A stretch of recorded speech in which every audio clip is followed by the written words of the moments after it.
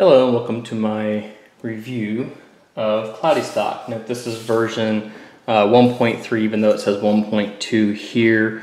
If you were early to download 1.3, then you got the version that was updated with everything except for which version the software was. So it says 1.2 but it's 1.3. I assure you with all the fixes that were involved. It was just too quick to download and didn't feel like re-downloading over 1.5 gigs of ROM just to change that. That was the only difference, so I didn't feel like downloading it again. Let's first talk about why you'd want to flash CloudyStock. One, you want a mostly stock or Optimus UI based KitKat ROM with a few goodies, but not overwhelmed with bloat. Alright. Also, maybe you want the flex lock screen, the swing lock screen, if you will. Some will argue this is gimmicky, but if you like it, you like it. And there's even a fix for the Q Theater feature, which I'll tell you about as well. The ability to have more than 4 buttons in the nav bar, which in my case I do find as being useful. You can remove the brightness and volume sliders without having to utilize exposed. You have UHD video support. And even though the camera does say that it records at 120 frames per second, I did find that feature did not work in my review, as I'll discuss later. Things like art, hiding the front touch buttons like you can on the Flex Base ROM, and some of those camera enhancements that come from the G Pro 2, those will be featured later on, and some of those have already been teased by the developer. So he is actively working on, of course, with the release of KitKat for the G Flex. I'm sure he's actively working on his Flex-based ROM, CloudyFlex, which is a really good ROM as well. I did do a review on that one if you want to check it out. One thing I did want to show you while I was down here, and I don't think that it actually shows up.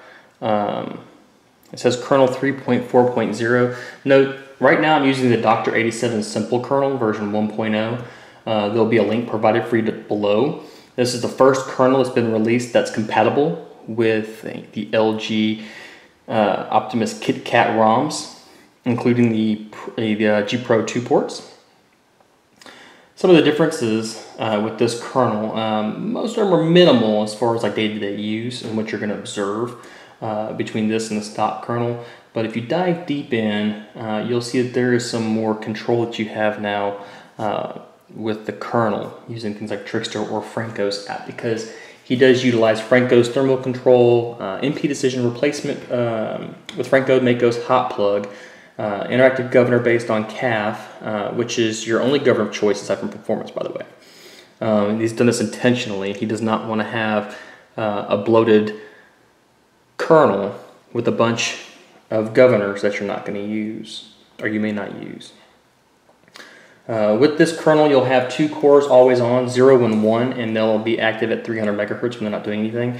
This is done to save power, believe it or not, because if you're like me, your first thought was, well, doesn't it make sense to run it on just one kernel when the screen is off? Well, what you don't realize is as soon as you touch the screen, that second core kicks right up, and that kicking up takes more power than just letting it run. Of course, there's a limit on how long before that happens, but for average use, you're looking at energy savings for the normal user. If your phone stays in your pocket all the time, or you just carry it around and you only use it for phone calls, then you probably aren't watching this video. So the other things that you can do is voltage control, which is something you couldn't do with the stock kernel. So that's nice. And because of thermal control, it stops at 70 degrees Celsius, which is fine with me, by the way. You don't get as high on the benchmarks. Benchmarks and gaming allow your phone to get hotter than that 70 degrees.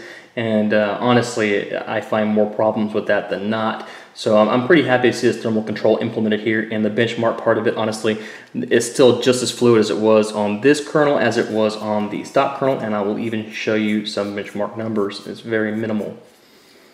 Going through the settings from the top, we got tethering and networks. To note, on this version, because I was an early adopter, the tethering is not working. However, there is a fix. If you go to the forum, which is posted in the link below the description, post number 1144, which is on page 115 of 119 pages as of making this video. you'll find how to fix the Wi-Fi hotspot. So, and it works. The default SMS application is also here, so if you want to change your default SMS application, you can do that there. Display your front touch buttons. Just go back, display, front touch buttons.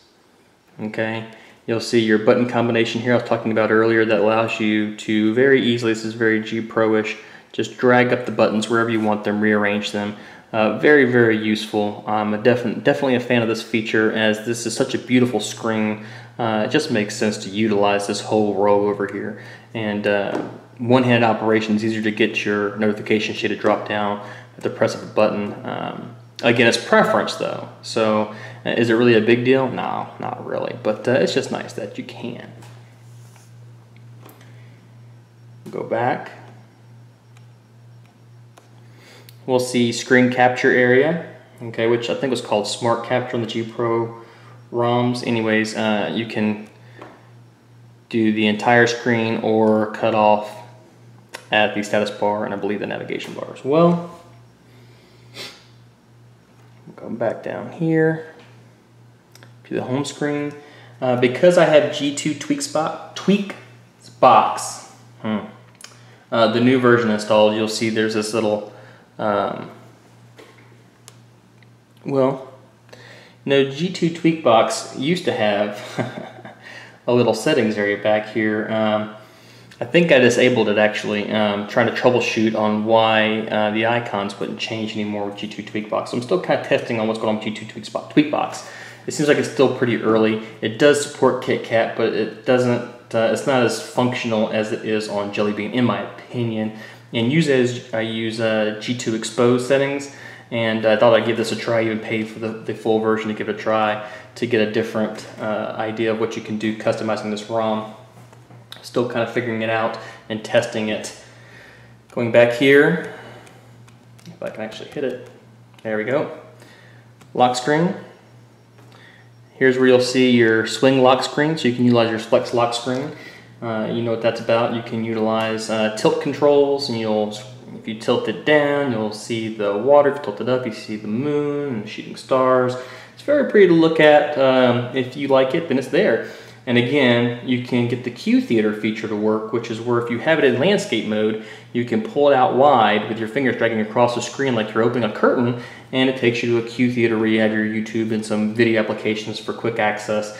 And you can fix that by going to the Cloudy Pro 2 thread. Okay, the Cloudy Pro 2 thread, version 1.2 currently, and it's post number 1405, and that's on page 141 out of 149 current pages as of making this video. Going back, we will see that one-handed operation. You do have this mini view functionality still here, and it works just like the G Pro 2 did, where you can make it bigger, make it smaller. Probably helps if I'm in front of it, or close it, and it works just as you expect it to. Multitasking. One thing I want to note about multitasking, let's see. The only option you have is slide aside, and of course Q slide. So you don't have the split screen like you do on the Flex or on the Cloudy Pro ROMs. That'd be a nice addition to see later on. And as you can see here, I have the exposed preference injector here. So I got my exposed applications here where I can quickly access their settings. One thing you can do with G2 Tweakbox is that you can set this up so you get the AOSP or Cyajima, whichever one you're used to playing around with. You can get that quick settings shade just like that. It's pretty easy. To note, that does mean that you have to do an extra step to get the settings. Not a big deal, just one extra button to press. You might find it inconvenient or you might not care. Also, one thing I noticed with this is that it does not accurately display your cellular signal. So it will tell you if you're an HSPA. It doesn't tell you if you're in an LTE. It doesn't tell you your signal accurately. So you see it does say LTE down there. So a little different, but you have a lot of options here too, you can see. Next thing we're going to talk about is the camera. So I'm just going to go ahead and open the camera application. And I'm going to just go to gallery instead. And we'll go over the pictures here. These photographs here, I don't know how well they translate on the camera here in this lighting, but this is a photo taken with night mode, and the shades were down, so it wasn't very bright. I was trying to brighten it up some, and it really washed it out. I wasn't very impressed with that photograph. Here's another one. This is in the spare bedroom, and I mean, this is with the ISO set to 1550, and it's just kind of washed out. Over here, I tried an ISO 1800. It's a little better actually as far as like the details go, but it's very washed out. This is taken an ISO 700, and it came out much better. You can see the colors much better here. This is with HDR, and you can see I think this light on this side is kind of messing with the camera some, but really this camera application should have been able to compensate for that. Here we go, here's another one. This is at 400. So ISO 50.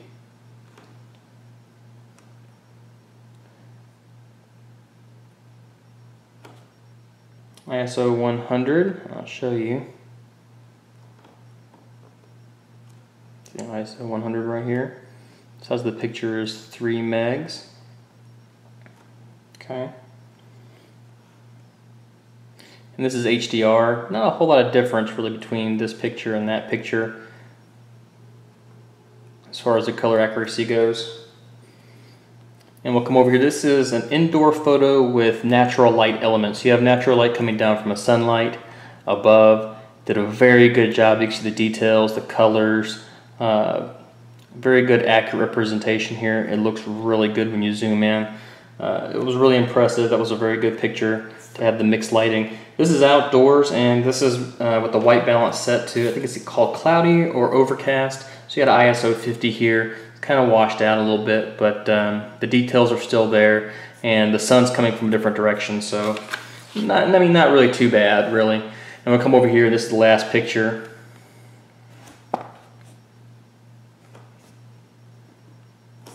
Okay, and this is again, this is outside, natural light, very good picture. So it does a pretty good job in some perspective, in some elements, and in others, you know, it's just, I mean, it's a cell phone camera, but it does a pretty good job when you need it to.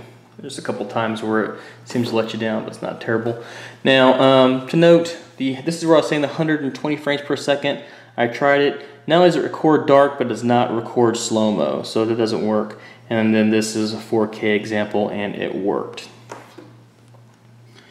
LTE with this ROM is great. I had no problems with LTE. Signal's strong, fast, picks up quick.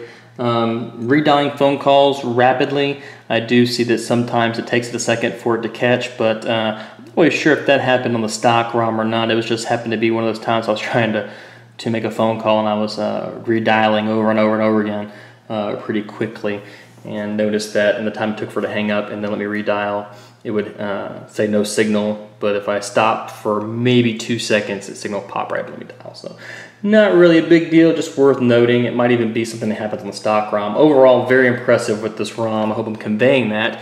And just so you know, from a fresh boot, you got 96 gigs of RAM. I'm sorry, 0.96 gigs of RAM. And here you see 0.94 gigabytes, and the phone's been on for quite some time.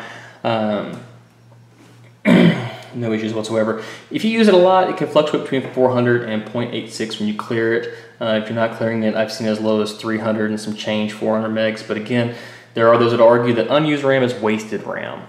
And then there are those that say, well, I'd like to know how much RAM I have. You know, how much is the phone actually using? How much is it taking up the operating system, the UI here, if you will. The rear notification light, I just want to note that it does light up upon notification, but doesn't pulse. It lights up once, then turns off, so it does work, it just doesn't pulse. And of course, as I mentioned earlier, ART has not been implemented, but it's also not implemented in the KitKat G2 stock ROMs either from LG. So that's not unusual. In fact, it's coming to this ROM, but before then, the one place you'd find it is in the G Pro 2. I'm not even sure if it's available in the Flex ROMs yet. I'm still kind of watching that progress. Screenshots, let's go over the screenshots for the battery life and pull those up for you.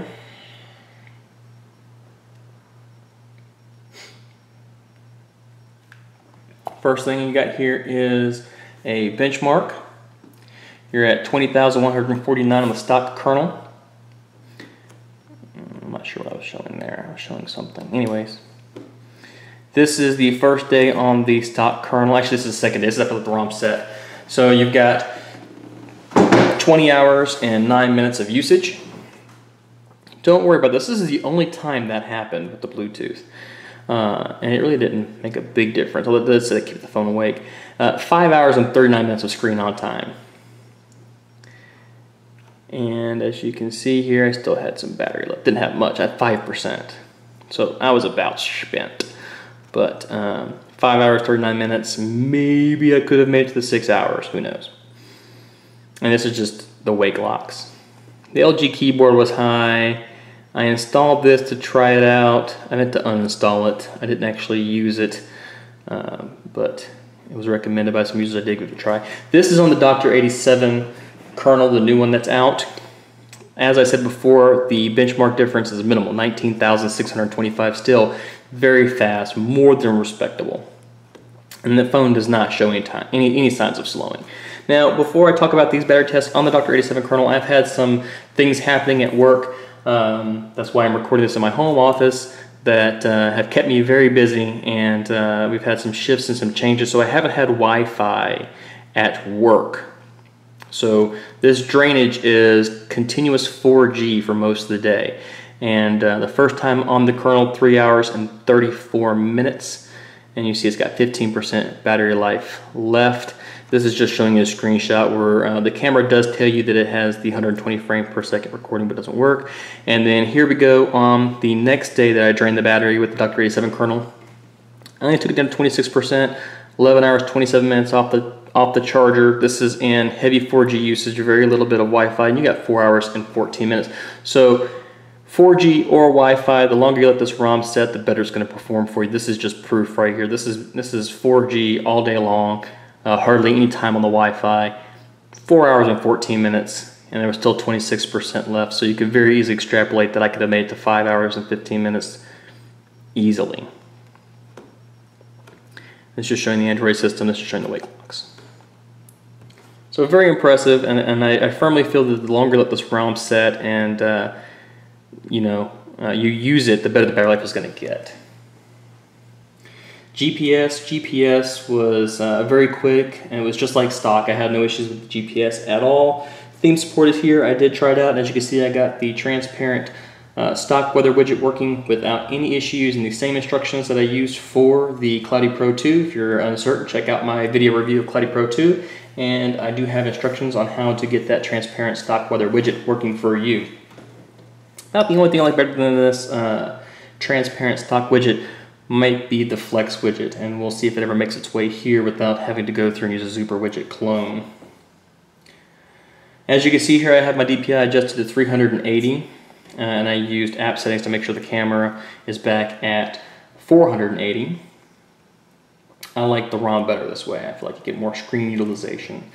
You need to use Quick Boot to recovery, or you need to use expose and install the advanced power menu.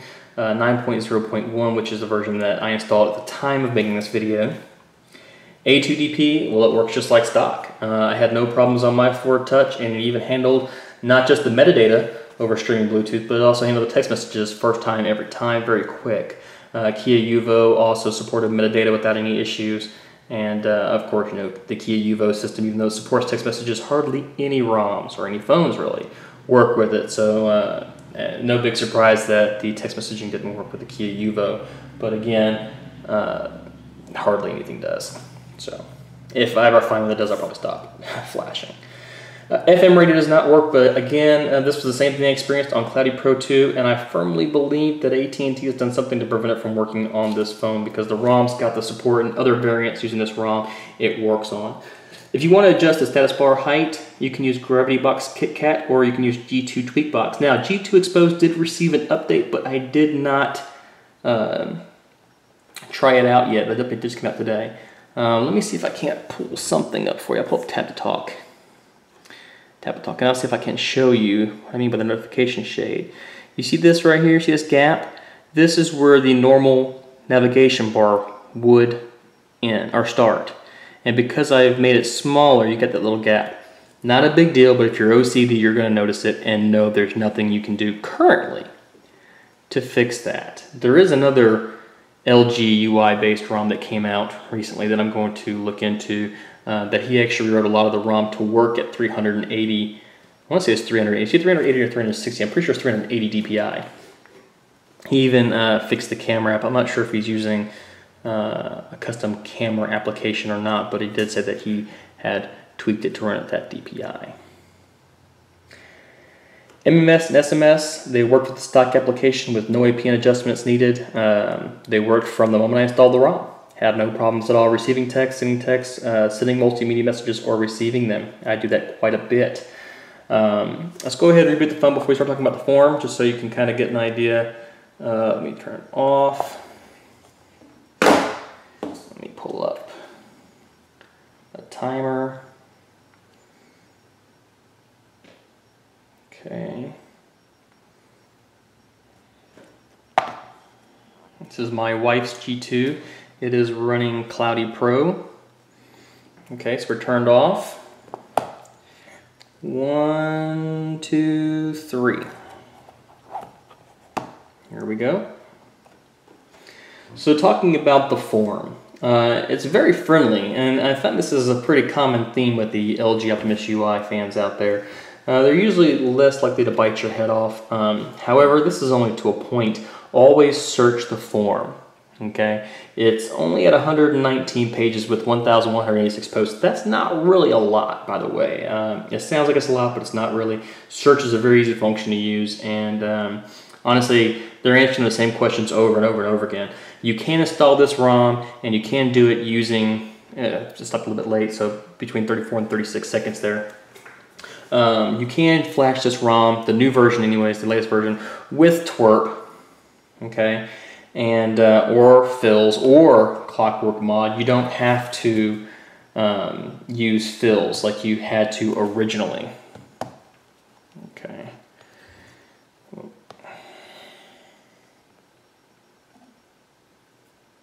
All right. Other than that, if you're going to flash an AOSP or CyanogenMod ROM-based ROM, or an Optimus UI Jelly Bean-based ROM, you have to flash the Jelly Bean baseband or modem first. Otherwise, you will have rotation issues. Some people even have modem issues. If I ever see somebody posting that the rotation is not working, it's most likely because they had flashed one of these ROMs with the KitKat baseband and didn't think that they had to flash Jelly Bean baseband. Until the AOSP ROMs are updated to work with that baseband, it's not going to happen. And there is speculation that CyanogenMod has made some advances in this area as far as getting their kernel updated. I'm going to look into that as well. Again, it's just speculation from what I've been reading on the forums. I'm going to look into it. Thank you again for your time. If you found this video useful, please give it a thumbs up. If you have any questions about something not covered, please ask away. As always, I try to answer to the best of my ability. I keep a baseline backup, which is a stable backup, minimal apps. So if you have a question and I might not have the answer right away, I can very easily, even with this, it's not that hard to flash the KitKat baseband, flash, restore, and then check it out, and then flash the Jelly Bean baseband and restore another backup to another ROM, if that's the case, if that gets you the answer. Okay? Thanks again. Hope you found this video useful.